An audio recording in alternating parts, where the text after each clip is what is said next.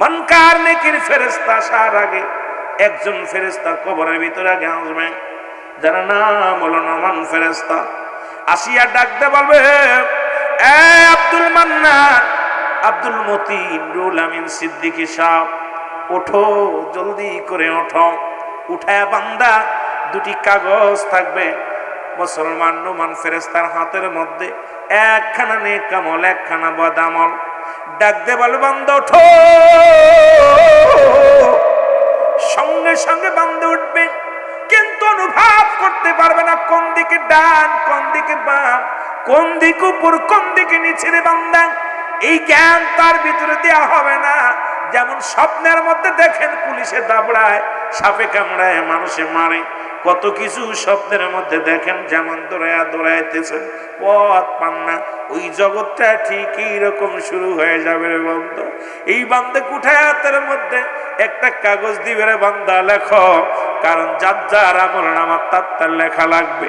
আমরা মনে করি মুসলমান দুজন কারামান কাতিবিন আপনার আমল নামা লিখে রাখছে, এইটা বুঝি আপনার মুসলমান গচ্ছিত রাখছে না রে বাজান, না। যার যার আমল নামার তার লেখা লাগবে মুসলমান।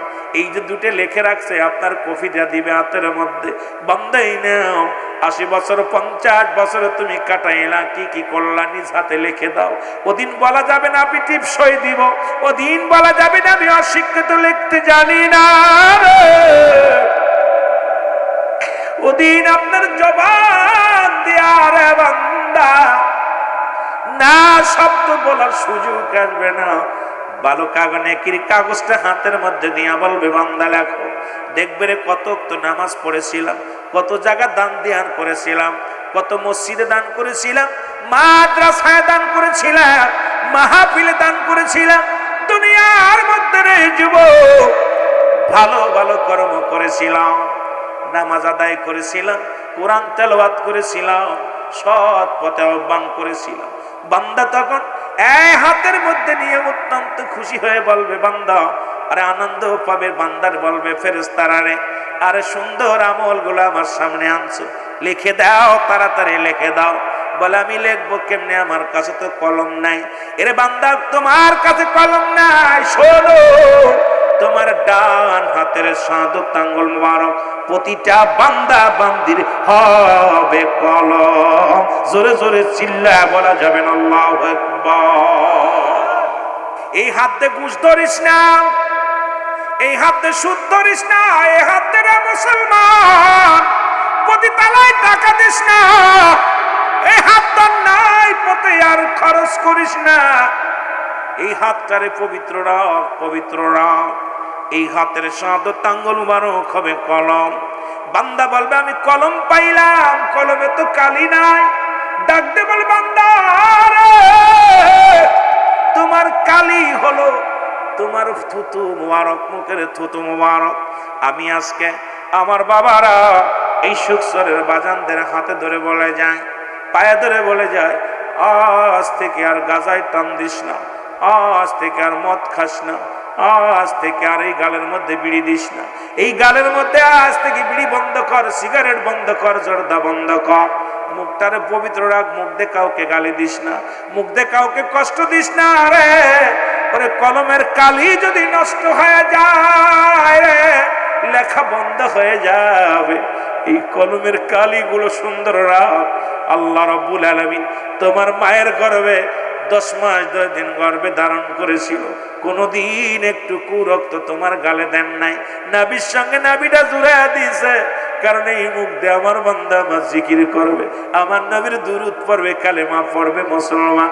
এই মুখ দিয়ে সত্যের আহ্বান করবে। সেই মুখটা দিয়ে আজকে কেমনে তুমি সিগারেটের মধ্যে টান মারো গো, এই মুখটা তুমি কেমনে গাদাই টান দাও, এই মুখটা দিয়া কেমনে তুমি আবা খাও, এই মুখ দিয়ে কেমনে তুমি গালি দাও? এই মুখটারে পবিত্র রাখলে বান্দা। এর মুসলমান গভীর মনোযোগ, রাসূল তো নিজেই বলেছে দুটি জিনিস যে ব্যক্তি হেফাজত করতে পারবে রাসূলুল্লাহ তার হাত ধরে জান্নাতে নিবে। তার মধ্যে এক নাম্বার হলো দু গালের মধ্যবস্তু, দু পায়ের মধ্যবস্তু। এই দুইটা যে ব্যক্তি কন্ট্রোল করতে পারবে রাসূলুল্লাহ তার হাত ধরে জান্নাতে নিবে। আজকে আমরা এই জিহ্বাটারে কন্ট্রোল করতে পারি না, মুখটারে কন্ট্রোল করতে পারি না। ও রব্বে কারীমের দরবারে কি জবাব দিবি রে? আল্লাহর দরবারে জবাব দেওয়া সম্ভব হবে না রে বাজানেরা, শুনে নাও। সঙ্গে সঙ্গে কালি পেয়ে যাবে, বান্দা বলবে আমি কালি পাইলাম। এখন কাগজ পাবো কই? মানুষের দেহের মধ্যে 3 টুকরা কাপড়ের কাপড় দেওয়া হয়, 5 টুকরা কাপড়ের কাপড় দেওয়া হয়। প্রথম কাপড়ের কাপড়খানা টান দিয়ে খুলে নিবে, বলবাম দেই না গো, এটা তোমার জন্য কাগজ।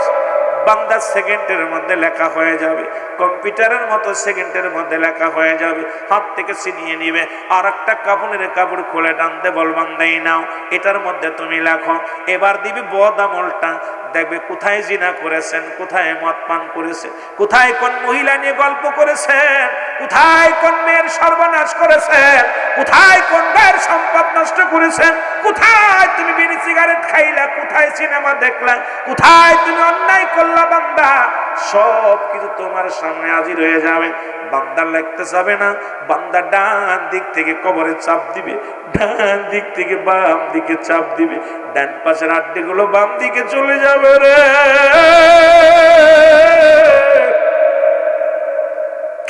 বাম দিক থেকে চাপ দিবে, ডান দিকে আড্ডিগুলো চলে যাবে। বান্দা কবরে আযাব হবে, কবরে আযাব আমি আপনি বুঝতে পারি না। যদি কবরে আযাব যদি বিশ্বাস না হয়, আমি আমার মাওলানা ভাইকে সাক্ষী রেখে বলে গেলাম, কবরে আযাব যদি বিশ্বাস না হয়, আগামীকাল আপনার আব্বা মার কবরের পাশে একটা গরু বানবেন, ছাগল বানবেন, বাদিয়া সুন্দর খাবার দিবেন, খাবার দিয়ে আড়ালে দাঁড়ায় থাকবেন। দেখবেন ওই গরুটা রশি ছিঁড়াছিঁড়ি করবে, ওই ছাগলটা রশি ছিঁড়াছিঁড়ি করবে, টালুমালু তাকাইবে, চোখের পানিগুলো ছেড়ে দিবে। কারণ কবরে আযাব একমাত্র মানুষ এবং দানব ব্যতীত পৃথিবীর সব প্রাণী বুঝতে পারে গো। আজকে ওই কবর নামও জায়গা আমার আপনার চির বিদায় করে দিবে রে। কি আমল নিয়ে যাব, কি হিসাব দিব ময়দানে, কি জবাব দিব আল্লাহর দরবারে? বান্দা এখনো সময় আছে, এখনো যে আজকের মাহফিল থেকে তওবা করব, আজকের মাহফিল থেকে প্রতিজ্ঞা করব, আর জীবনে নামাজ ছাড়ব না, সুদ খাবো না, ঘুষ খাবো না, আর জীবনে বিড়িতে টান দিব না, আর জীবনে গাঁজায় টান দিব না, আর কোনোদিন বেগানা নারীর সঙ্গে চলাচল করব না। আরে মাহফিল দিয়ে আগের যুগের মানুষ বক্তারা যখন ওয়াজ করতো, কত নামাজি হতো, কত বেগান মুসলমান বেপরদা নারী পর্দাশীলতা হতো, কত সুদখোর ঘুষখোর ঈমান আনতো। আর এখন প্রতিনিয়ত মাহফিল হয়, আমলের পরিবর্তন নাই। কারণটা কি রে ভাই? কারণ আমরা পাপ করতে করতে এমন একটা জায়গা পৌঁছে গেছি, অন্তর কাঁদে না, বক্তারও অন্তর কাঁদে না, শ্রোতারও অন্তর কাঁদে না। কারণ এখন দুনিয়ার বিজনেস শুরু করে দিয়েছি মাহফিলের ময়দান। আজকে আমার বক্তারা, আমার শ্রোতারা শুধু শুধু জেগে জেগে যদি কাটায়, যদি আমল না করি রে বান্দা, শোনা পর যদি ইবাদত না করি, রব্বে কারীমের দরবারে কি জবাব দিব? আমি আপনাদেরকে বলে যাই বাবা, এক একটা হাতুড়ি দিয়া চাপ দিবে, এ বান্দা কত জোরে চিৎকার মারবে রে।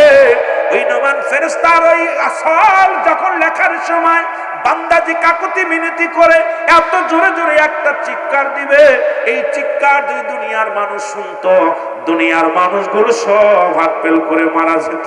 এই দুনিয়ার ওই মেয়েদের, আপনার আব্বার, আপনার মার, আপনার বোনের, আপনার ভাই, ওই লাশখানার সাথে যে ব্যবহারটা হইব গো, ওইটা যদি আপনি জানতেন, দুনিয়ার মধ্যে স্ট্রোক করে মারা যেতেন। কারণ আমার আপনার আপনজন যারা শুয়ে আছে সবাই তো দুয়ার ভিখারি। কারণ মানুষ যখন মারা যায়, সন্তান তার 7টা হক তাকে দুনিয়ার মধ্যে, এই 7টা হকের 1 নাম্বার হলো, নবীজি বলছে 7টা হক আদায় করতে হয়। তার মধ্যে 1 নাম্বার তাদের জন্য মুসলমান মাগফিরাত কামনা করতে হয়, 2 নাম্বার তাদের জন্য সবর রেশানি করতে হয় গো। আর পৃথিবীর মধ্যে, এই পৃথিবীর মধ্যে বাবা মা যদি ওসিয়াত করে যায় তা পুরা করতে হয়। মুসলমান 4 নাম্বার হলো মা বাবার ঋণ পরিশোধ করতে হয়। মুসলমান শুনে নাও 5 নাম্বার, 6 নাম্বার হলো এ মুসলমান শুনে নাও তার আত্মীয় স্বজনের সঙ্গে ভালো ব্যবহার করতে হয়। 7 নাম্বার হলো তার সময় করে আব্বা মার কবরটা জিয়ারত করতে হয়। রাসূল বলছে 7টা হক প্রতিটা সন্তানের কাছে বাবা মার পায়। এই 7টা হক গুলো আজকে আমরা কেউ যাই না আব্বা মার কবরের পাশে রে। আব্বা মা কেমনে শুয়ে আছে রে, ওই কবরে কোনো সকাল আর বিকেল নাই, সকাল আর বিকেল নাই, রাত আর দিন না, ওই যে শুরু আছে রে, শেষ হবে কিয়ামতের আগে। আল্লাহ ওই কবর হবে জীবনের শেষ ঘাঁটি। আল্লাহ আল্লাহ ও আমার আল্লাহ, ওই কবরে যাওয়ার আগে আমাদের জীবনের গুনাহগুলো তুমি মাফ করে দিও। জোরে জোরে চিল্লায়া বলা যাবে না আল্লাহু আকবার। এ দুনিয়ার যুবক বন্ধুরা শুনে নাও গো, যে কথাগুলো আমি বলি লক্ষ্য করে শোনেন। যার যার আমল নামা যদি নিজ হাতে লেখা লাগে রে, যদি পরীক্ষায় যদি পাস করতে হয়, পড়ালেখা লাগে, ওই হাসরের ময়দানে যদি নেকি নিয়ে উঠতে হয় রে বান্দা, কবরটা যদি ভালো করতে হয়, এই দুনিয়ার মধ্যে ইবাদতের দরকার। জোরে বলেন ঠিক কিনা? ও যুবক, এবার মুসলমান নুমান ফেরেশতা দুটি কাগজ, নেকির পাল্লা যদি ভারী হয় এটা থাকবে উপরে লটকায় দিবে, যদি বদির পাল্লা বেশি হয় এটা লটকায় দিবে উপরে রে বন্ধ। ডাক দিয়ে বলবে গুড বাই, বিদায় বিদায় বিদায়। একটু পরে তোমার কবরের ভিতরে আসবে মানকার নেকির ফেরেশতা, সল জবের ফেরেশতা আসবে, দেখবে তোমার আমল নামাগুলো। ও বান্দা শুনে নাও, বিদায় বলে বান্দারে 80 বছর 50 বছরের হায়াত পাইয়া বান্দা কত পাপ তুমি নিয়ে আসছো কবরে, কত অন্যায় নিয়ে আসছো কবরের বান্দা। এরে বান্দা একটু পরেই তোমার ফয়সালা হবে। নমান ফেরেশতা বিদায়ের পরে চলে আসবে কবরে মানকার নেকির ফেরেশতা। মানুষ বলে 40 কদম। যখন বান্দা বান্দি যখন মায়াতকে শোয়াইয়া আপন জনেরা 40 কদম চলে যায়, সঙ্গে সঙ্গে মানকার নেকির ফেরেশতা কবরে আসে। এরে বান্দারে গভীর মনোযোগ, ওই কবরের একটা দিনের কথা চিন্তা করো গো।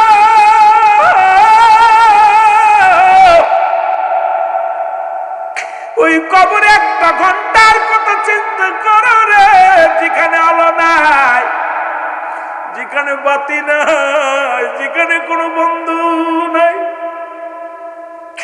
যেখানে কোনো বান্ধব নাই রে, যে ঘরে কোনো সাথী পাবি না, কোনো আলো বাতাস পাবি না।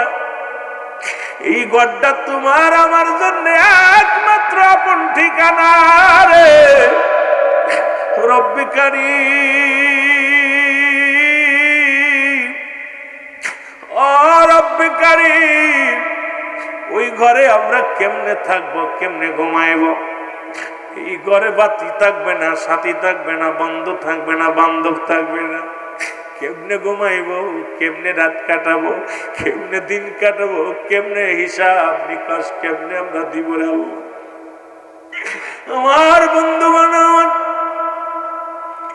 এই ঘরের মধ্যে তখন সঙ্গে সঙ্গে চলে আসবে মানকার নেকির। আয়া দেখবে আপনার আমল খানা বান্দারে নেক আমল যদি বেশি হয়, বান্দারে বলবে বান্দা ওই কিয়ামত পর্যন্ত জান্নাতের একটা দরজা খুলে দিবে। বান্দারে কিয়ামত পর্যন্ত জান্নাতের নিয়ামত গুলো পাইবি কবরে শুইয়া। কবরে শুইয়া সেই নিয়ামত গুলো ভোগ করবি। বান্দা যখন বদ আমল যখন বেশি হয়ে যাবে, জাহান্নামের অগ্নিকাণ্ড সব বিশ্ব তোর কবর পর্যন্ত আইব। এই কবর পর্যন্ত আইব রে বান্দা, গভীর মনোযোগ রে। ওই কবর কিন্তু ছাড়বে না, মালাকুল মউত ছাড়বে না রে। ও যুবক, বলতেছিলাম ওই 2 নাম্বার বিপদ হলো আমাদের কবর। এই কবর থেকে যদি রক্ষা না পায়, মরণ থেকে তো রক্ষা পাওয়ার সম্ভাবনায়, কবর থেকেও যদি রক্ষা না পায়, হাসরের ময়দানে কেমনে পার হবে? যেদিন মুঠু হাত উপরে সূর্যোদয় হবে, যেদিন মস্তিষ্ক গুলো গলে গলে পড়বে, এই তামাম জমিনটা যেদিন তামা হয়ে যাবে, পিপাসায় মানুষ যখন কাতর হয়ে যাবে, মানুষগুলো জবান দিয়ে আসালিম ইয়া সালিম, নিরাপত্তা দাও, নিরাপত্তা দাও, নিরাপত্তা দাও। সেদিন যদি একটু শান্তির জন্য মানুষগুলো দৌড়াবে, কে দিবে তোরে শান্তি? একমাত্র শান্তি পাবে আমল করলে দুনিয়ার জিন্দেগি। যদি দুনিয়ার মধ্যে আমল হয়, এই দুনিয়ার মধ্যে যদি নেক আমলটা তোমার বাড়ি হয়, রব্বুল আলামিন হাসরের ময়দানে তোমার উপরে কি করে রহম করবে বান্দা। যেদিন পিতা পুত্র চিনবে না, ভাই ভাইরে চিনবে না, বন্ধু বন্ধুরে চিনবে না, একটা আমলের জন্য দৌড়ে যাবে। একটা আমল যেদিন কম পড়ে যাবে রে, এ যুবক, গভীর মনোযোগ আমার বাবারা। আমার আব্দুল মতিন ভাই ডাক্তারের, তার ছেলে ডাক্তারের কাছে বলবে, বাবা আমি তো আব্বা ছিলাম, একটা নেকি কম হয়ে গেছে, আমারে দাও। ডাক্তার বলবে, বাবা গো তুমি কে গো, তোমারে চিনি না। বিবিরে বলবে, বিবিরে একটা নেকি আমারে দাও। বিবি বলবে, আমি তোমারে চিনি না। ও আমার যুবক বন্ধুরা শুনে নাও, বোনকে বলবে, বোন একটা নেকি দাও। বোন বলবে, চিনি না। বন্ধুরে বলবে, বন্ধু একটা নেকি দাও, একটা নেকি দাও। কেউ দিবে না, কেউ তোমারে চিনবে না।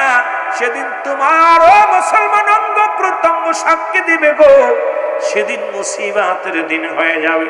কেমন হবে ওরে মুসলমানই মুসলমান, গভীর মনোযোগ। যেমন দাউদ আলাইহিস সালামের কাছে এসে এক জনক ব্যক্তির এসে বলে, আল্লাহর নবী দাউদ, কিয়ামতের ভয় দেখাও, কিয়ামত কবে হবে? কিয়ামত সংঘটিত হলে কি হবে আমাদের একটু জানাও। দাউদ আলাইহিস সালাম বলে, আমি আজকে বলবো না, আগামী শুক্রবারে মুসলমান শুনে নাও, আগামী শনিবারে আসবা। ওই শনিবারের দিন দাউদ আলাইহিস সালামের উম্মত গুলো ওদিন মুসলমান ইবাদত করতে রে, মুসলমান শুনে নাও। দাউদ আলাইহিস সালাম আসলেন এমন সময়, মুসলমান শুনে নাও, শুনে নাও। এর দাউদ আলাইহিস সালাম বলে, আগামী শনিবারে আসলে গো তোমাদেরকে আমি দেখাইব কিয়ামতের ময়দান কেমন হবে, হাসরের ময়দান কেমন হবে, হাসরের ময়দানে কেমন ভয়াবহতা হবে, আমি তোমাদের জানাইয়া দিব। ও মুসলমান শুনে নাও। এরপরে একজন ব্যক্তি আসিয়া নালিশ দিলেন, আল্লাহর নবী দাউদ, ও আল্লাহর নবী দাউদ শুনে নাও, আমার একটা শখের গরু ছিল, সেই গরুটা হারায়া গেছে।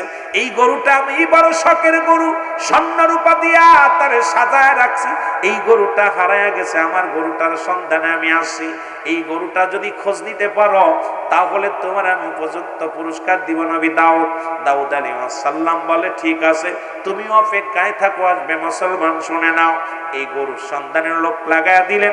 এদিকে মুসলমান, ওই জামানায় একজন আল্লাহর পাগল, একজন আশিকে রাসূল, একজন আল্লাহ রব্বুল আলামিনের প্রতি তার তাওয়াক্কুল ছিল। এই দুনিয়ার মধ্যে একটা সন্তান নিয়ে, স্বামী তার মারা গেছে গো, সন্তানকে নিয়ে গাছতলা বাস করে, সারাদিন ভরে ইবাদত বন্দেগী করে, দিনের মধ্যে রোজা রাখে, রাত্র হলে মুসলমান তাওরাত কিতাব পড়ে, এত সুন্দর ইবাদত বন্দেগী করে, আর ওই গাছে 2টা আনার ফল ধরে, এই ফল দুটি খায়, আর রোজা রাখে, আর আল্লাহর বন্দেগী করে। আমার যুবক বন্ধুরা শুনে না, কথাগুলো আসরের ময়দানের কথাগুলো বলতে যাইয়া একটু কথা আমি বলে আসি, খেয়াল করবেন যুবকেরা। এ আমার বাবারা, আমার বন্ধুরা, আমার হঠাৎ মুসলমান একদিন, ও যুবক বন্ধুরা শোনো, মাকে ডাকতে বলে, ছেলে মাগো আর কত আনার খাবো, কারণ ভালো লাগে না এই আনারে এক জিনিস খায় জীবন যাপন করতে ভালো লাগে না, মাগো অন্য কিছু খাইতে মনে চায়। আমার আল্লাহ রাব্বুল আনার 2টা ছিনিয়ে নিলেন। সকালবেলা ঘুম থেকে উঠে দেখে আনার গাছে নাই, এইরকম আর একদিন দুদিন 3 দিন পর্যন্ত আনারা নাই। হঠাৎ 3 দিন না খেয়ে আসে, মা সন্তান দুজনে অনাহারে আসে। রব্বে কারিমের গোলাম রব্বে কারিম ওই গরুটা পাঠা দিয়েছে রে। গরুটাইয়া মহিলার বাড়ির সামনে দাঁড়ায় আছে। ঘুম থেকে উঠে দেখে আনার গাছের গোড়ে গরু দাঁড়ায় আছে।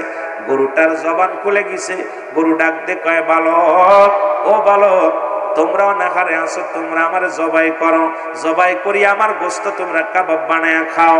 গরুর জবান যখন খুলে গেলেন, সঙ্গে সঙ্গে ছেলে দৌড়ে মাকে ডাক দিয়ে বলে, মা ও মা, আজ 3টা দিন অনাহারে আছি, এই কারণে হয়তো আল্লাহ রব্বুল আলামিন খুশি হইয়া আমাদের উপর রহমত দান করেছে, গরু পাঠায়া দিছে।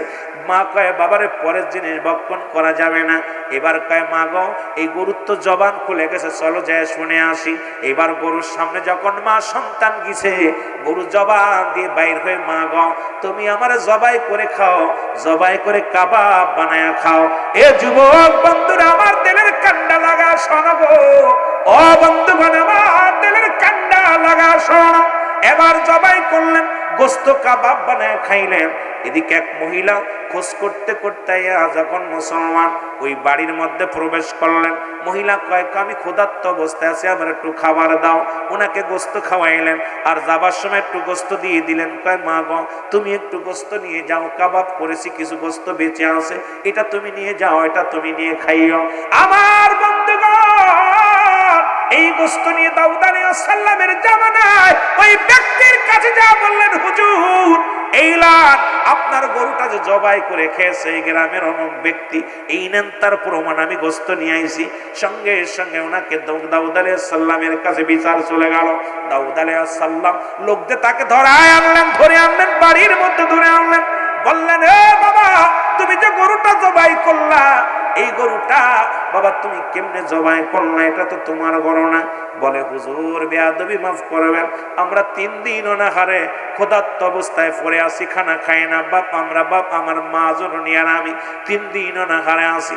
রব্বে কারিম আনার গাছে 2টা করে আনার ধরাইতো, এই আনার 2টি খাইতাম, আমাদের ভুলের কারণে রব্বে কারিম সে আনার 2টি কেড়ে নিছে। এখন 3 দিন অনাহারে আল্লাহ রব্বুল আলামিন দয়া করে গরুটা পাঠায়া দিছে। এই গরুটার জবান খুলে বলছে, আমাদেরকে জবাই করো, আমাকে জবাই করে কাবাব বানায় খাও। এরপরে আমরা জবাই করে খেয়েছি হুজুর, আমরা তো বিনা কারণে খাই নাই, বিনা অনুমতিতে খাই নাই। এদিকে মুসলমান রব্বুল আলামিন জিবরিলকে পাঠায়া দিলেন, যাও দাউদ আলাইহিস সালামের কাছে যেয়ে বলো যে গরুটা খেয়েছে ওই গরুর মালিক নিজে, যে মালিক সেই জবাই করে খেয়েছে। যিনি গরুর মালিক বলে দাবি করে, আসলে প্রকৃত সে মালিক নয়, মালিক যিনি সেই জবাই করেছে। জোরে জোরে চিল্লায়া বলা যাবে না মারহাবা। দাউদ আলাইহিস সালামকে জিবরিল আমিন ডাক দিয়ে কয়, হুজুর,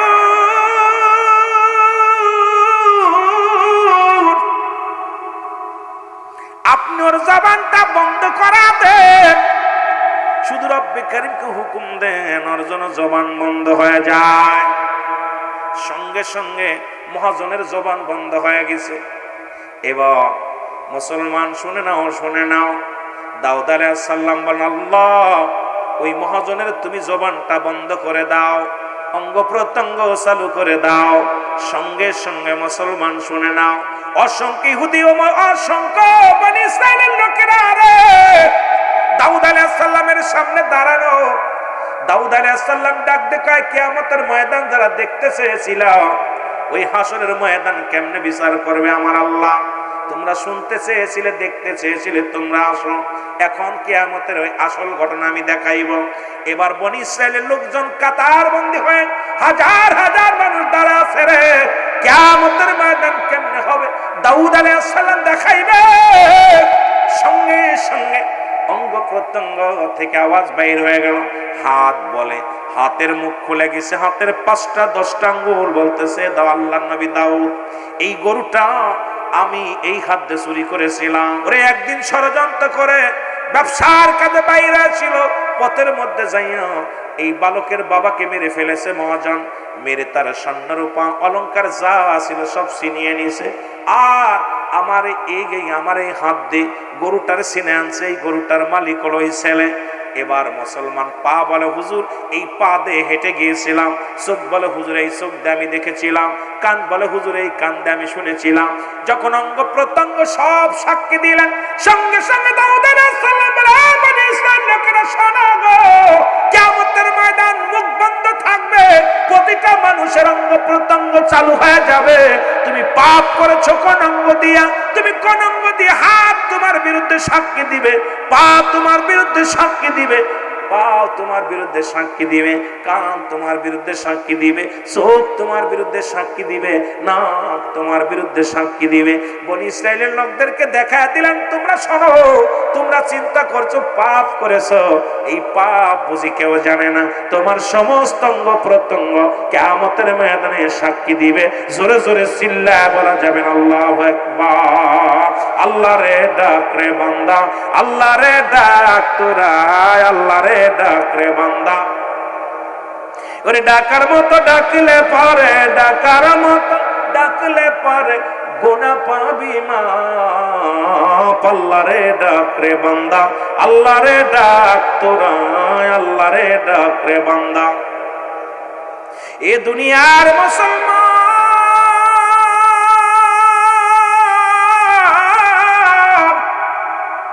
এই জন্য বললাম 3 নাম্বার বিপদ হলো কিয়ামতের ময়দান, ওই হাসরের ময়দান রে, যেদিন আপনার জাররা জাররা বিচার হবে, রব্বে কারীম জাহান্নাম জান্নাতের ফয়সালা করে দিবে।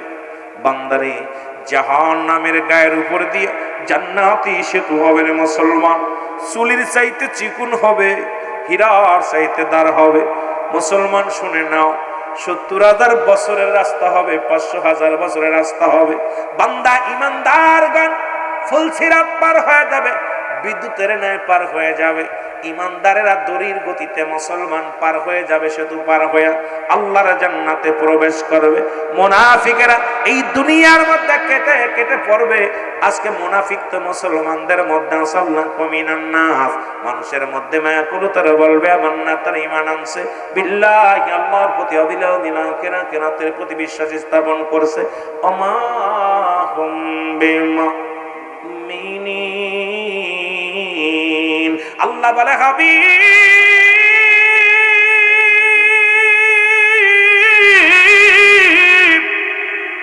এ আমার নবী শোনো গো, ওই মানুষের ভিতরে ধোঁকাবাজ, মানুষের মধ্যে বেঈমান, মানুষের মধ্যে মুনাফিক। এই জন্য আল্লাহ কমিনান নাস, নাস শব্দের অর্থ মানুষ, এই মানুষের মধ্যে অসংখ্য ধোঁকাবাজ।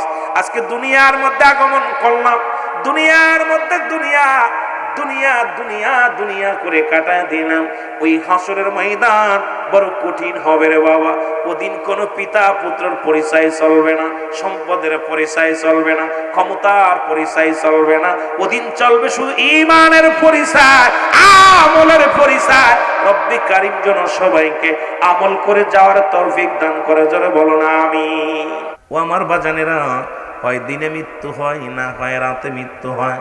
বান্দারে দিন শুরু করেছে, 2 রাকাত সুন্নাত নামাজ তুমি যখন আদায় করলা, সঙ্গে সঙ্গে তুমি নবীজির প্রেমিক হয়ে গেলা।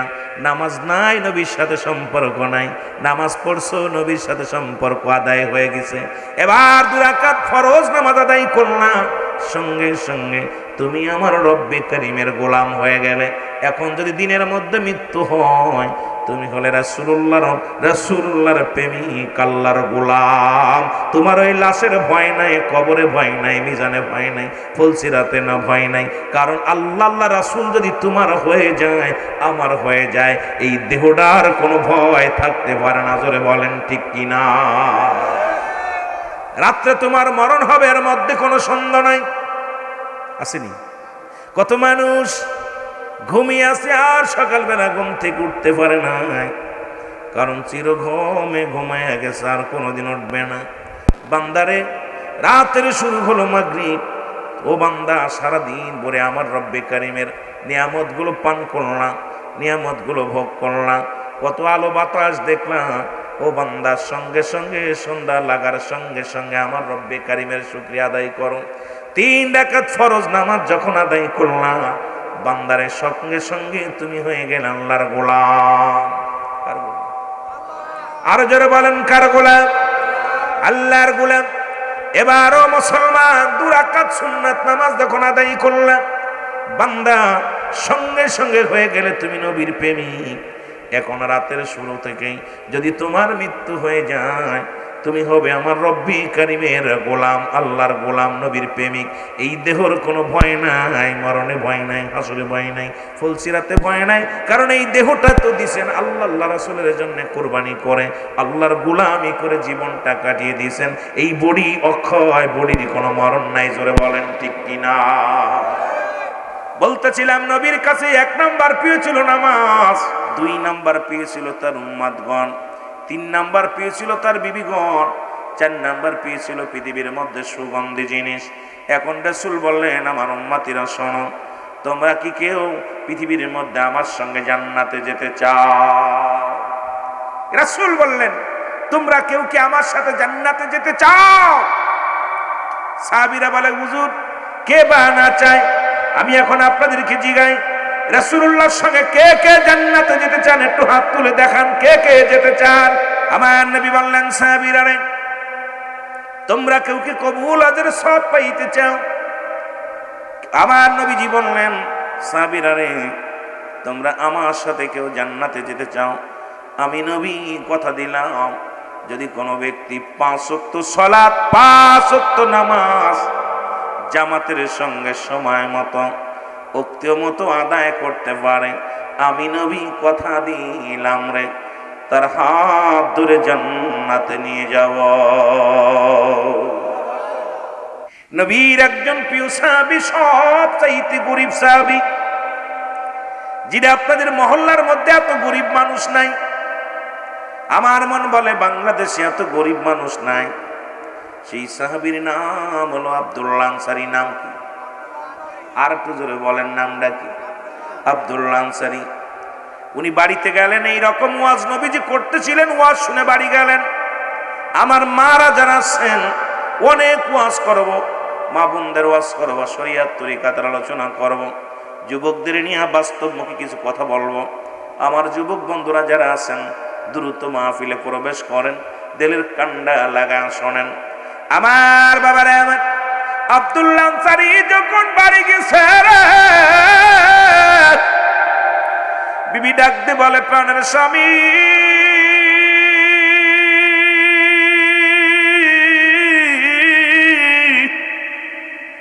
আমার রাসূলুল্লাহ কি ওয়াজ করছে আমারে বলেন। আব্দুল্লাহ আনসারী ডাকতে বলে, বিবি,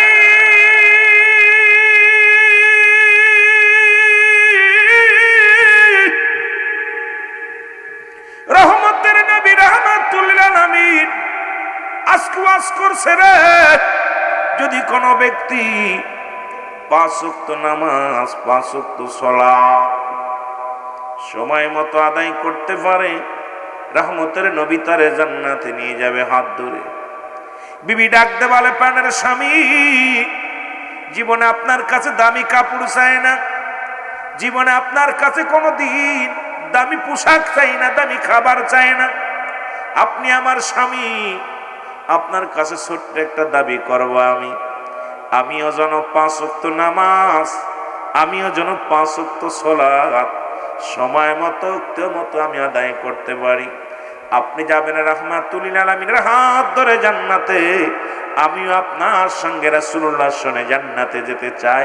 জোরে জোরে চিল্লায়া বলা যাবে না মারহাবা। আমার নবীজির পিছে সালাত আদায় করে প্রতিনিয়ত আব্দুল্লাহ আনসারী।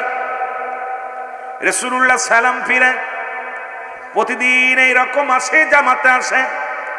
নবী যখন সালাম ফিরে, আসসালামু আলাইকুম ওয়া রাহমাতুল্লাহ, আসসালামু আলাইকুম ওয়া রাহমাতুল্লাহ, নবীজি সালাম ফিরানোর সঙ্গে সঙ্গে দেখে রে আব্দুল্লাহ আনসারী পিছন থেকে দৌড় দিয়ে চলে যায়। নবী বলেন, আমার সাহাবীরা রে, আমি প্রতিদিন দেখি আমার আব্দুল্লাহ আনসারী নামাজে আসে, জামাতে সুন্দরভাবে জামাতে নামাজ আদায় করে, কিন্তু দৌড়ায়া বাড়ির দিকে চলে যায়। কারণটা কি? সাহাবীরা বলে, ইয়া রাসূলুল্লাহ, ইয়া হাবিবাল্লাহ, হয়তো দুনিয়ার কোনো প্রেমে পড়ে গেছে, দুনিয়ার কোনো ঝামেলার মধ্যে আছে। এই জন্য আপনার আনসারি নামাজ শেষ করে নবীজি গো প্রতিদিন দৌড়াইয়া দৌড়াইয়া বাড়ির দিকে চলে যায়। আল্লাহ নবী ডাক দিয়ে বলে, আনসারি ও আমার সাহাবীরা গো,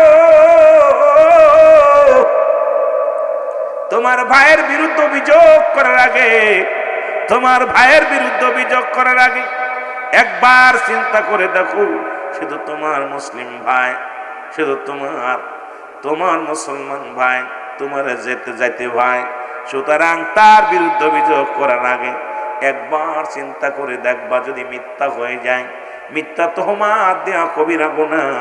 আবার মুসলমান শুনে নাও, আবার যদি ভুল ডিসিশন নাও এটাও তোমরা অন্যায় করবা। আমি নবী নিজেই যাব রে, আমি আনসারীর বাড়ি নিজেই খবর নেব, আমার আনসারী কেন দৌড়ায়া বাড়ি চলে যায়। জোরে জোরে চিল্লায়া বলা যাবে না মারহাবা। আল্লাহ নবী রওনা হয়ে বাড়িতে চলে আসলেন। সালাম দা, আসসালামু আলাইকুম ইয়া আহলাল বাইত। একবার নয়, দুবার নয়, তিনবার সালাম দিলেন রাসূলুল্লাহ। কয়বার? জোরে বলেন কয়বার? তিনবার নবীজি সালাম দিলেন। তিনবার সালামের জবাব একবার নবীজি পাইলেন না। আমার নবীজির মনটা খারাপ হয়ে গেল। যদি কোনো বাড়িতে প্রবেশ করতে হয় তিনবার সালাম দেওয়া লাগবে। আজকে মুসলমানের বাড়ি পর্দা নাই, সালামও নাই, উঠবাট বুটে ঢুকে যায় রে মুসলমান। একমাত্র বিবির ঘরে প্রবেশ করলে সালাম না দিলে দোষ নাই, তবে দেওয়া উত্তম। যেখানেই যে ঘরে প্রবেশ করেন, বাড়ির মধ্যে প্রবেশ করেন, সালাম বিনিময় করে অনুমতি ছাড়া প্রবেশ করার এখতিয়ার কারণ নাই। জোরে বলা যাবেন আল্লাহু আকবার। রাসূলুল্লাহ মনটা খারাপ করে রওনা দিয়ে দিলেন। আমার নবীর পিছন থেকে সালামের উত্তর আসে, ওয়ালাইকুম আসসালাম ইয়া রাসূলুল্লাহ, ওয়ালাইকুম আসসালাম ইয়া হাবিবাল্লাহ, ওয়ালাইকুম আসসালাম ইয়া রাহমাতাল লিল আলামিন। নবীজি বলে, আনসারী রে, তুমি তিনবার সালাম তোমাকে দিয়েছিলাম, তুমি সালামের উত্তর দিলা তিনবার, তার মানে আর বুঝতে বাকি নাই তুমি সালাম শুনেছিলে কিন্তু উত্তর দাও না। আনসারী বলে, ইয়া রাসূলুল্লাহ, ইয়া হাবিবাল্লাহ, আমি কেন সালামের জবাব দিই নাই রে?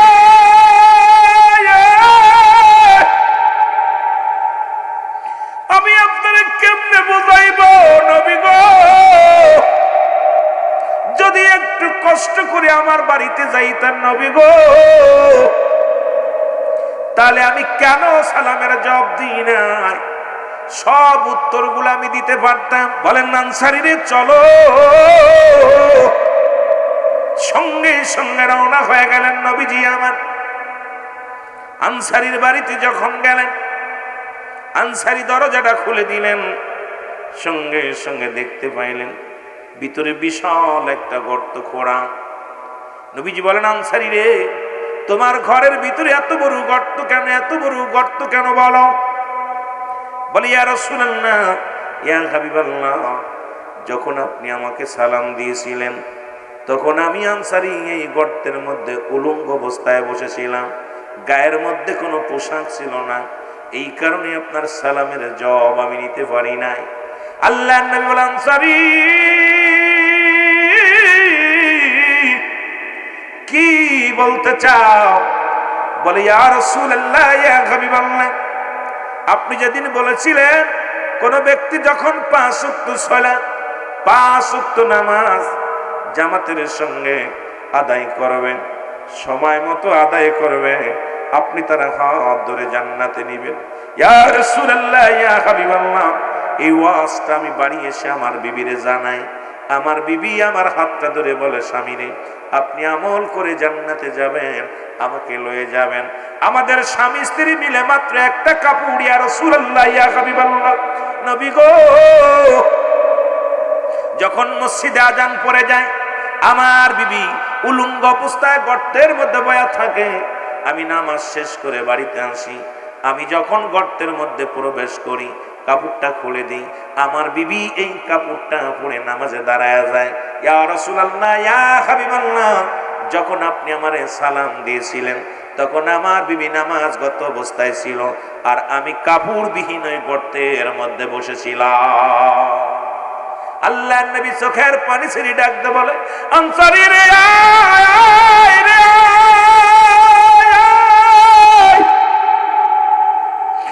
আমি নবী কথা দিলাম রে,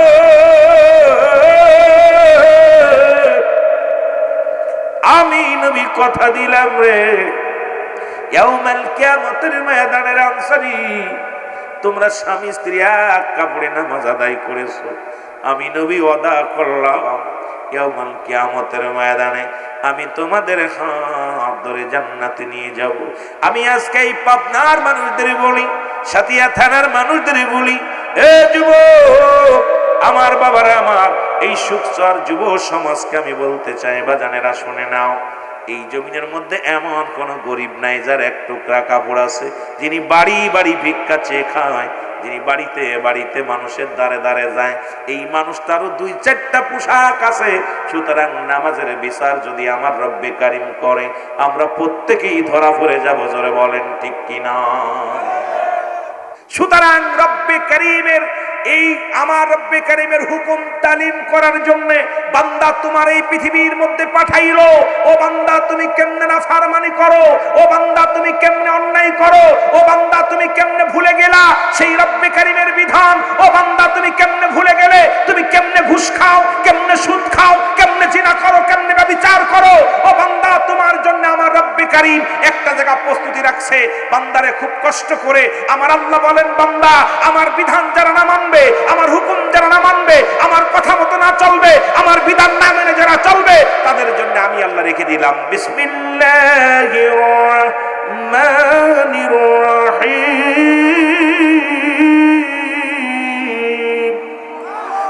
উইদ্দাত লিল কাফিরিন।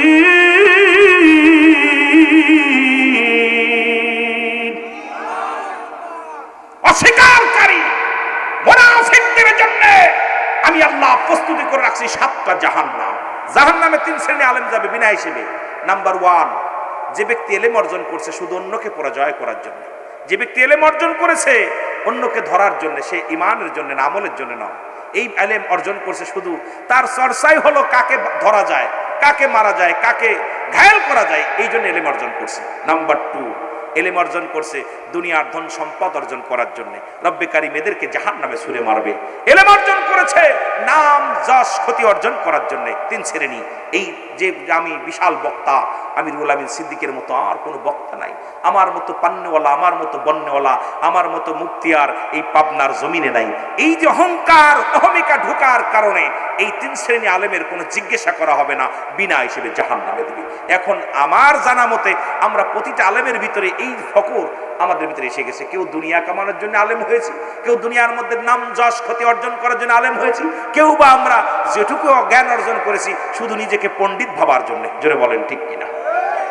আমরার অবস্থা হাসরের ময়দান, যেদিন জাররা জাররা বিচার হবে, যেদিন জাররা জাররা বিচার হবে, কি জবাব দিবে? এ বান্দা তুই কি জবাব দিবি?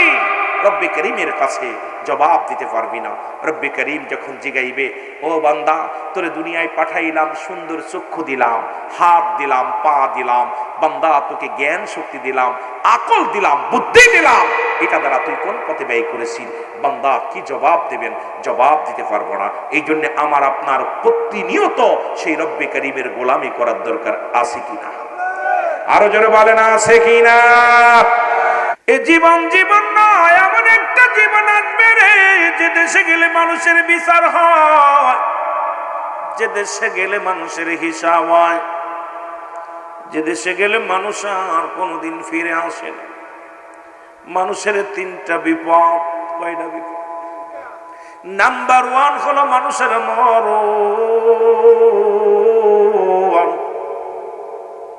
নাম্বার 2 হলো কবরের মুসলমান, নাম্বার 3 হলো কিয়ামতের ময়দান। 3টা বিপদ। এক নাম্বার বিপদ হলো মানুষের মরণ। এই মরণের কথা বলতে গেলে কষ্ট হয়। কত মানুষ সড়ক দুর্ঘটনায় মারা যায়, কত মানুষ গমের ঘরে মারা যায়, কত মানুষ নামাজগত অবস্থায় মারা যায়, কত মানুষ খানা খাইতে যে মারা যায়। ও যুবক বন্ধুরা, কত ভাই বিদেশের মাটিতে সন্তানের পাঠাইছে বড় আশা করে, টাকা রোজগার করব, কফিনি করে মরা লাশ বাড়িতে আসছে রে মুসলমান। কত বিবি বিধবা হয়ে গেছে, কত বিবি মুসলমান বিধবা হলো, কত ভাই বিবি হারা হলো, কত সন্তান পৃথিবীর মধ্যে সন্তানের কাঁধে বাবার লাশ রে।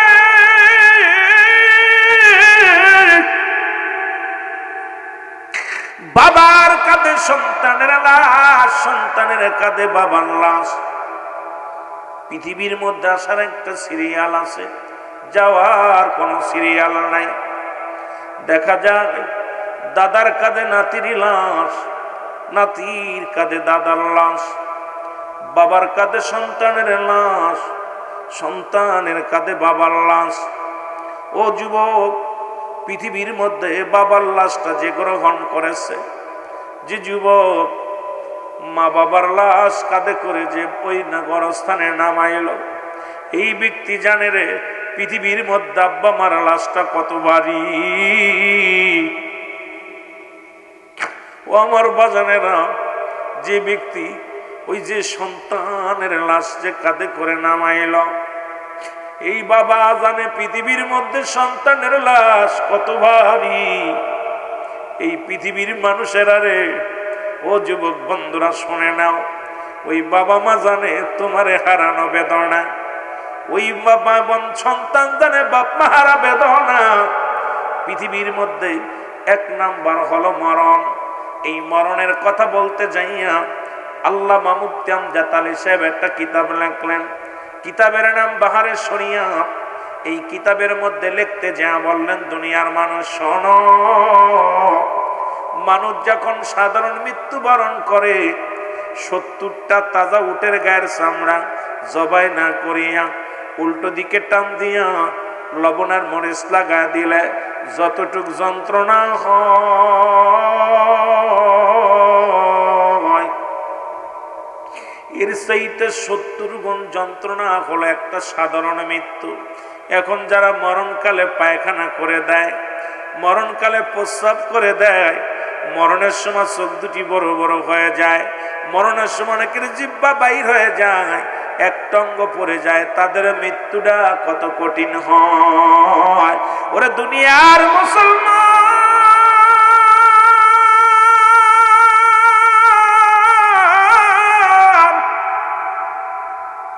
কত মানুষের গোসল করাইলাম, কত মানুষের দাপন করাইলাম, কত ভাইয়ের কাপন পরাইলাম, কত ভাইয়ের জানাজা পড়লাম। কোন দিন যেন আমার পালকিতে চড়াইয়া ওই মসজিদের পালকি আইয়া পড়ব গো, আমি আপনি ধরা পড়ে যাব। যান মুসলমান শোনো, কবরে শুইতে হবে। ও যুবক, এই মরণ থেকে পালানোর কোনো পথ নাই রে, মরণ থেকে পালানোর কোনো পথ নাই। কোথায় যাবি? যেখানে থাকবি সেখানেই মালাকুল মউত চলে যাবে। মালাকুল মউত আপনারে আমারে ছাড়বে না রে যুবক বন্ধুরা, শুনে নাও। এই মরণের চিন্তা যার অন্তরে নাই, সে আবার কেমনে মানুবায় রে মুসলমান, শুনে নাও। এই পৃথিবীর সব কিছু আমার আল্লাহ রাব্বুল আলামিন চূর্ণ বিচূর্ণ করে দিবেন। আমার আল্লাহ কয় কুল্লু মান আলাইহা ফান, আল্লাহ কয় বান্দার এই জমিনটা আমি রাখবো না রে।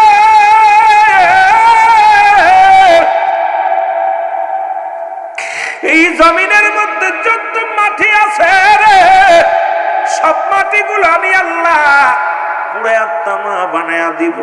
এই জমিনের কত মানুষে ঠগাইলা, কত মানুষকে ফাঁকি দিলা, কত মানুষ তোমার জন্য চোখের পানি ফেলছে, কত মানুষ গভীর অন্ধকারে মুসলমান, শুনে নাও, অজার নয়নে বালিশ ভিজাইছে কেঁদে কেঁদে তোমার অত্যাচারের বান্দা। আমার আল্লাহ কয় বান্দারে, এই জমিনটা আমি রাখবো না, এই জমিনটা আমি চূর্ণ বিচূর্ণ করে দিব। এই জমিনের মধ্যে যত মাটি আছে সমস্ত মাটিগুলো আমি আল্লাহ পুড়ায়া তামা বানায়া দিব। এই জমিনের মধ্যে যত পানি আছে সব পানিগুলো পুড়ে আসাই বানায়া দিব। যেদিন কিচ্ছু বলতে কিচ্ছু থাকবে না, সেদিন থাকবে শুধু আমার রব্বে কারিম, আমার আল্লাহ। আল্লাহ থাকবে আমার নবীজির ভালোবাসা নিয়ে। আমি আজকে আপনাদের ও যুবক এই মুসলমান সুখসরের জমিনের ভাইদের বলে যায়, এই জন্য কার জন্য তুমি সুদ খাও, কার জন্য তুমি ঘুষ খাও, কার জন্য জিনা করো, কার জন্য ব্যভিচার করো, কার জন্য তুমি অন্যায় করো, কার জন্য এত মস্তানি করো, কার জন্য সিয়ারের জন্য ফালাফালি করো। আরে মুসলমান, এই পৃথিবীর সব কিছু চূর্ণ বিচ্ছিন্ন করে দিবে আমার আল্লাহ। এ দুনিয়ার মুসলমান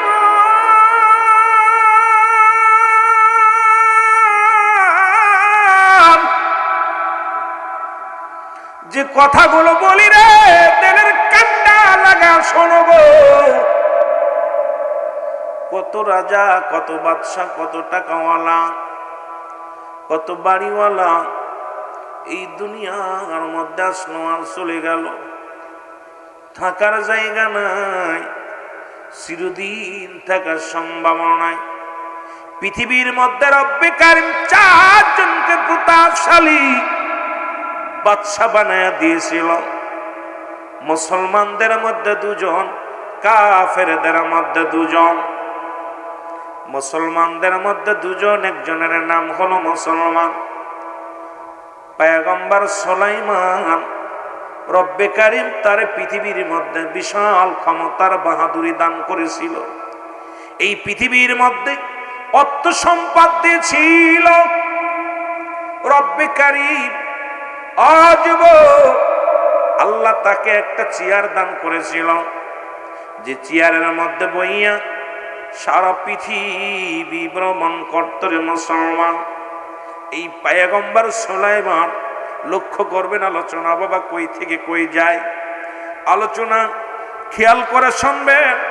পয়গম্বর সুলাইমান, ও যুবক, এই পৃথিবীর মধ্যে যুবক এত ক্ষমতা আল্লাহ তারে দিয়েছিল যে সারা পৃথিবী ঘুরে ঘুরে দেখেছিল রে মুসলমান।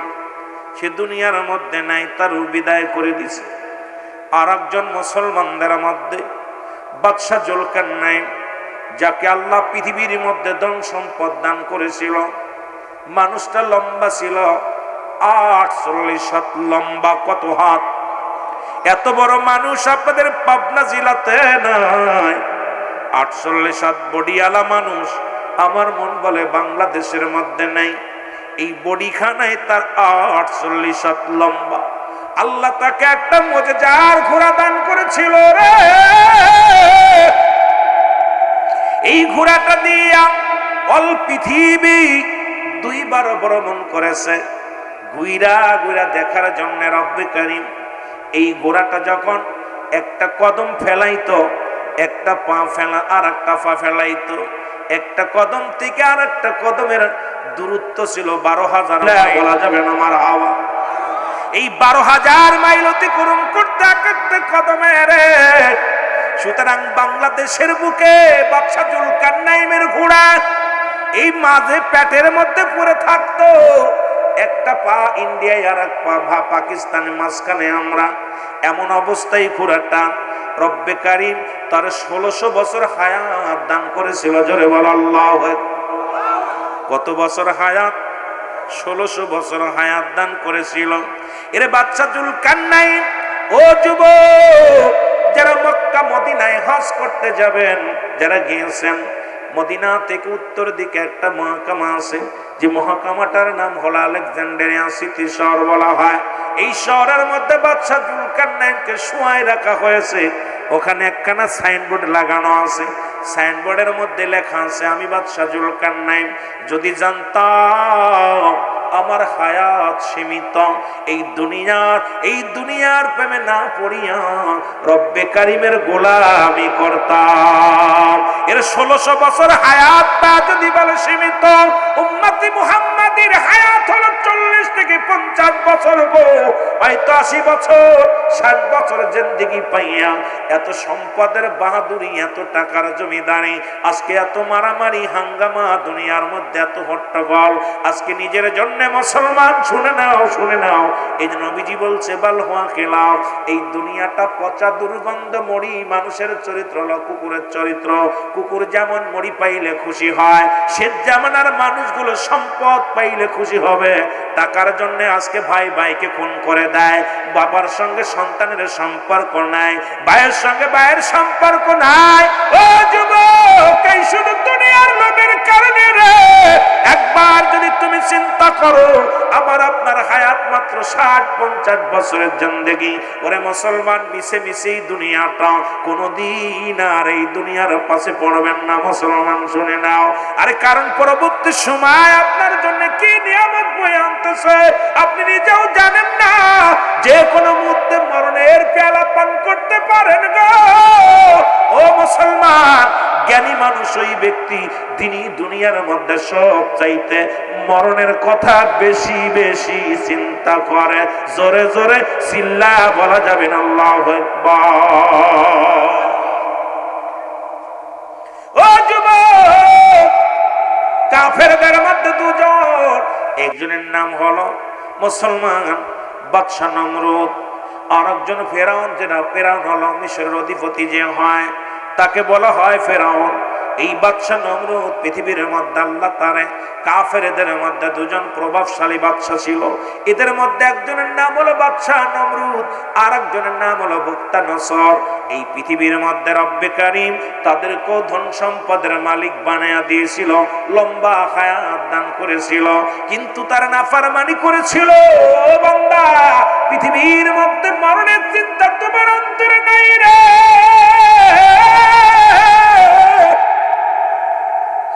এই মরণের চিন্তা যদি তোমার অন্তরে আসতো, কোনদিন কাউকে ঠগাইতে পারত না, কোনদিন কাউকে ধোঁকা দিতে পারত না, কোনদিন জিনা ব্যভিচার করতে পারত না, কোনদিন তুমি অন্যায় পথে পা বাড়াইতে পারত না। কারণ তোমার ভিতরে, অন্তরের ভিতরে তোমার মরণের চিন্তা নাই। এই মরণের চিন্তা নাই ও বাজার, কেন তোমাদের ভিতরে চিন্তা হয় না? এই মরণ যে একদিন আসবে রে, এর মধ্যে কোন সন্দেহ নাই। জোরে জোরে চিল্লা বলা যাবে না আল্লাহু আকবার। ঈসা ইবনে মরিয়ম, ও আমার মারা, যারা ও শোনো, শোনে না। মরিয়ম আলাইহিস সালামের কাছে আজরাইল আলাইহিস সালাম আগমন করলেন। সালাম দা, আসসালামু আলাইকুম মরিয়ম। মরিয়ম ওয়ালাইকুম আসসালাম। তোমারে তো এর আগে কোনোদিন দেখি না, এত বড় দানব। আর আজরাইল কত বড় দানব, আসমানে থাকে মাথা, জমিনে থাকে পা। সারা পৃথিবীর পানি যদি তার মাথায় ঢেলে দেওয়া হয়, এক ফোঁটা পানি জমিনের মধ্যে পড়বে না। এই দানব আজরাইল সবার জান কবজ করতে আসবে না, একমাত্র মুমিন মুত্তাকিনের ঈমানদারের জানটা বাইর করার জন্য জমিনের মধ্যে আগমন করবে। আর কাফের বেঈমান জাহান্নামীদের জান কবজ করার জন্য রব্বে কারীমের কাছে বলছে আল্লাহ, এই জাহান্নামীদের জান কবজ করার জন্য দুনিয়ার মধ্যে আমি আগমন করব না, শুধু শুধু একটা নজর ঢিলকি দিব রে, সঙ্গে সঙ্গে কলিজাটা ফেটে যাবে। ও মুসলমান, নাক দিয়ে রক্ত বাইর হয়ে যাবে, চোখ দিয়া চোখটা বড় হয়ে যাবে, কান দিয়ে রক্ত বাইর হয়ে যাবে, পায়খানা বাইর হয়ে যাবে, প্রস্রাব বাইর হয়ে যাবে, জিহ্বা বাইর হয়ে যাবে রে। কঠিন মৃত্যু তোমার হবে গো বান্দা, শোনে নাও। আজরাইল কয়, মরিয়ম, আমি আজরাইল, আমি আপনার কাছে আছি আপনাকে নিয়ে যাওয়ার জন্য। মরিয়ম আলাইহিস সালাম ডাক দিয়ে বলে, আজরাইল, ও আজরাইল, একটু আগেই তো আমার কলিজার টুকরা ঈসা আলাইহিস সালাম, আমি মা জননীর জন্য ফল আনতে গেছে রে বাবা, একটু দেরি করো গো, আমার কলিজার টুকরা আসুক, তারপরে আমার রূহটা বাইর করো। আজরাইল কয়, মরিয়ম, খোদা তাআলার হুকুম হয়েছে, একটা মিনিট সময় দিতে পারবো না, সময় আপনার বেশি দিতে পারবো না, এখনই আপনার রূহটা নিয়ে যাব। মরিয়া মনে করুণায় বিনয় করে বলতে লাগলেন, কিন্তু আজরাইল কোন ওজরে শুনলেন না। কয় মরিয়াম রে, তুমি মরণের ভয় করো বুঝি, মাওলার কাছে যেতে চাও না? মরিয়াম আজরাইল যদি নাই শুনবি তাহলে রূহটা বাইর করে নিয়ে যা। সঙ্গে সঙ্গে মরিয়াম আলাইহিস সালামের ইন্তেকাল হয়ে গেল। ঈসা আলাইহিস সালাম ঘরে এসে দেখে মা দুঃখিনী জমিনের মধ্যে পড়ে আছে রে। মাকে ডাকতে দেখ, মার দুনিয়ায় নাই, মায়ের বাদন ছেড়ে দুনিয়া থেকে বিদায় হয়ে গেছে। ডাকতে বলে রব্বে কারীম, তুমি তো আমাকে ক্ষমতা দিয়েছো মরাগারে জিন্দা বানাইতে পারি। রব্বে কারীম, একবার সুযোগ দাও, আমি আমার মার সঙ্গে দুটি কথা বলতে চাই, জীবিত করে দাও।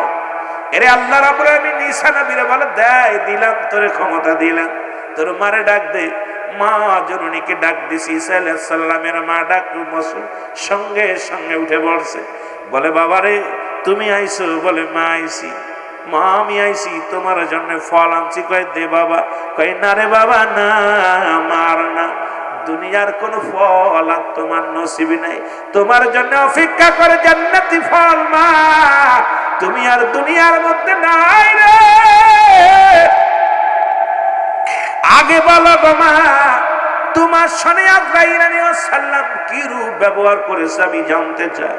বলে ঈসা রে, এই দুনিয়ার মধ্যে তোরে আনতে যাইয়া দুনিয়ায় তুই যেদিন আসলি রে বাবা, যত কষ্ট হয়েছে এত কষ্ট আমার জীবনে আর হয় নাই বাবা। আমার মন বলে আমার দেহ থেকে আমার গায়ের চামড়াটা ছিঁড়ে লইয়া গেছে, এত যন্ত্রণা আমার গায়ের মধ্যে লাগছে।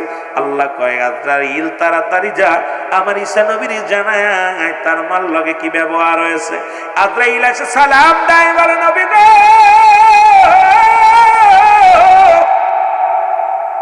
ও মায়ের নবী গো, আমি আপনার মায়ের রূহটা কেমনে বাইর করেছি শোনেন। পৃথিবীর মধ্যে সন্তান যেমন মার বুকে দুধ খাইতে খাইতে সন্তান যেমনি ঘুমায়া যায়, কারণ ইমানদারের মরণ হয় কেমনে শুনে নাও। আটা গোলায় খামির বানায়, এর ভিতরে যদি একটা চুল পড়ে রে বাবা, টান্দে যেমন বাইর করলো না সে বাইর হয়ে যায়, ইমানদারের রূহটা ঠিক তেমনি বাইর হয়। সেই যন্ত্রণা যদি এত হয়, তাহলে কঠিন যন্ত্রণা, কঠিন মৃত্যুটা কত কঠিন হয়। ও যুবক, ও যুবক, ডাকতে বলে ঈসা নবীর বাড়ি আল্লাহ রাব্বুল আলামিন আজরাইল বলে, নবী ঈসা, আপনার মা শুধু মাথার উপরে হাত কানে রেখেছিলাম, রূহটা বাইর করেছি ঘুমাছে। ঈসা নবীর মা কয়, বাবারে ঈসা রে, এই মৃত্যু যদি এত কঠিন হয়, কঠিন মৃত্যুটা কত কঠিন হয়। আজকে এই জমিনের মধ্যে কত ভাই বিদায় হয়ে গেছে রে।